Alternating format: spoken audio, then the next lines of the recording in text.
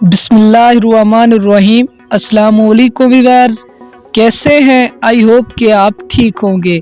दोस्तों आज एक नई वीडियो के साथ आपकी खिदमत में हाजिर हूं। दोस्तों आज का टॉपिक बहुत ही इंटरेस्ट होने वाला है।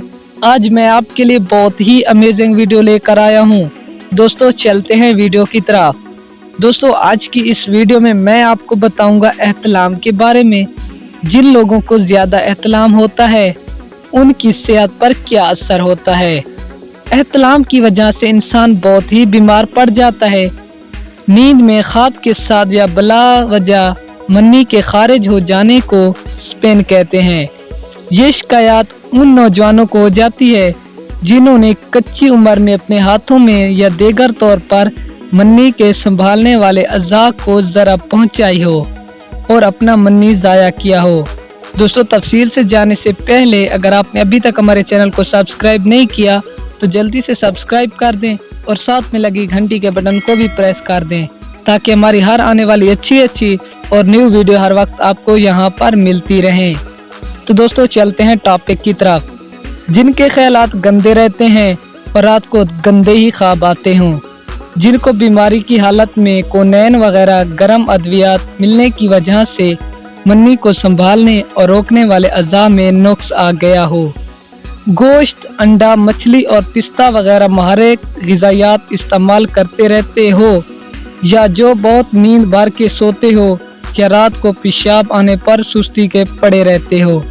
एहतलाम चाहे कितने ही लंबे वक्फे के बाद हो बुरा है। टाइम महीने में 1-2 बार हो जाना बहुत तशवीशनाक नहीं, लेकिन अगर इससे ज़्यादा हो तो मुदर्रजा झैल हिदायत से फैज़ हासिल करें। एहतलाम का बला दवा इलाज। दूध का इस्तेमाल एहतलाम में गैर मुफीद है। अगर आदत हो और साथ ही पुख्ता तजर्बा होकर दूध का कोई ख़राब असर नहीं पड़ता तो थोड़ा इस्तेमाल करें। सूरज गरूब होने के बाद दूध नहीं पीना चाहिए। दूध के बजाय मक्खन का इस्तेमाल ज़्यादा मुफीद है। पानी भी सूरज उतरने के बाद कम अज़ कम पिएं।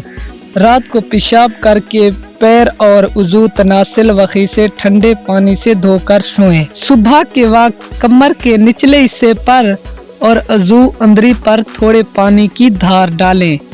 पेट नरम रखें।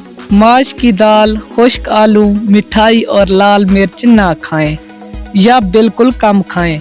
खुराक हल्की और ज़ोद हज़म हो। ताज़ा सब्जियां, साग, शलगम, घी, मक्खन, रोटी, चावल अच्छे हैं। गोश्त, अंडा, शराब, बैगन वगैरह कम गरम और भारी एशिया, नेज़ खटाई, तेल, प्याज से कतई परहेज करें। चाय का भी इस्तेमाल ना करें। अज्जा छिलका इसबगोल 3 माशा, मगज़ कोंज 2 माशा, मगज़ धनिया 2 माशा, खसखस 1.5 माशा। इन्हें इकट्ठा तैयार करके पीस लें। सुबह शाम एक वक्त 1 पाव गाय के दूध से, दूसरे वक्त पानी से। तो दोस्तों ये थी आज की हमारी छोटी सी वीडियो। अगर पसंद आई हो तो वीडियो को लाइक करें, शेयर करें और चैनल को सब्सक्राइब भी कर दें। दोस्तों इजाज़त दीजिए, मिलते हैं किसी और अच्छी सी वीडियो में। तब तक के लिए अल्लाह हाफिज़, गुड बाय।